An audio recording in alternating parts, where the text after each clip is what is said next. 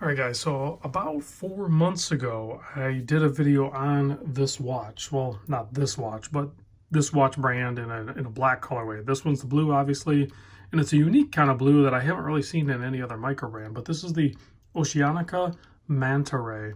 And when I did that video a while ago, the agreement I had, because sometimes companies will offer me a watch in exchange for doing the video. Well, that's this watch. So they sent me this watch for doing that video. So I figured I'd share this one with you now because this is the actual finished product, whereas the first one was a prototype. So let's just get right into the specs on it. And then, this is just information for you guys to have. If you're looking at the brand or if you're looking at this exact model, maybe a new, used, whatever the case is, I just like to give you these videos so you can see what the blue looks like, what it looks like on my 7¼ inch wrist, and then you can make your own decision based on whatever information you gather. So you have to, when you're looking at watches, it's in your best interest to learn about the watch and collect as much information you can from as many different sources as possible so you can make a better informed decision about your hard-earned money. This one retails right now for $349. It's on sale, snapshot in time. I'll put a link to their website down below. So the case on this is 39 millimeter with about a 0.5 millimeter overhang on either side with the bezel, so it's a 40 mil essentially, even though the case is 39. The lug to lug is a 48 millimeter. You can see full polished sides, and then you have brushed up top with little bits of polish on the bezel, or the rotating bezel. Thickness is about 12.5 millimeter to a flat sapphire crystal, 22 millimeter lug width, currently configured with a silicone strap with a deployant clasp, which is very trick, and I like the way it's done. Much like my Aqua Racer had, where it tucks it down underneath so there's no reveal here. It's nice and clean. I like that function.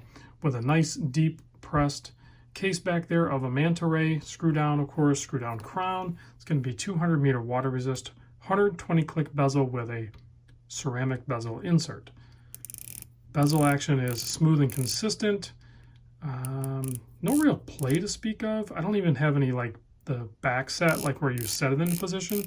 It's pretty well sorted. It's just a little, maybe, I don't want to say dead feeling, but it's a little bit less clicky feeling, tactile feel when you're operating it. That would be my only complaint on that. So it's using the Miyota 9015. So it is a three-handed with a date option. It will hack and wind, and it's automatic. Do I have rotor wobble? Yes, it is audible. Sometimes it's not as evident in dive watches, but in this one I can hear it and feel it. So whether you like that or not like that, you might want to take that into consideration. 6 millimeter crown. If I'm being super picky, it's a signed crown too.